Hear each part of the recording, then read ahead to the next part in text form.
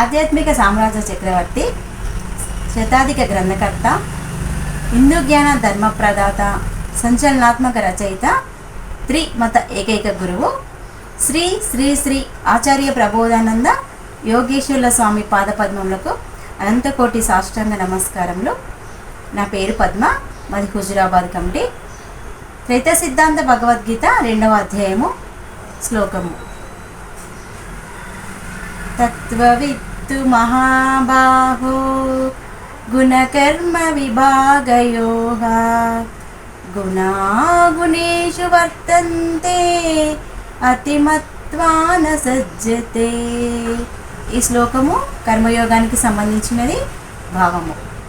తత్వజ్ఞానము తెలిసిన వారు కర్మల గుణముల యొక్క భాగములు తెలిసిన వారే గుణముల వలననే కార్యములు జరుగుచున్నవని తెలిసియుందురు.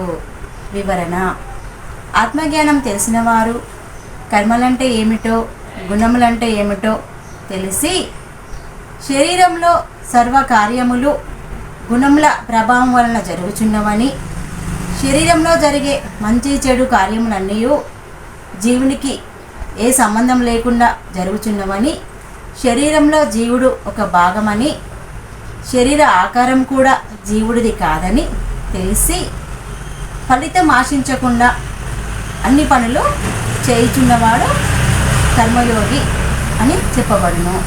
అందరికీ నమస్కారం.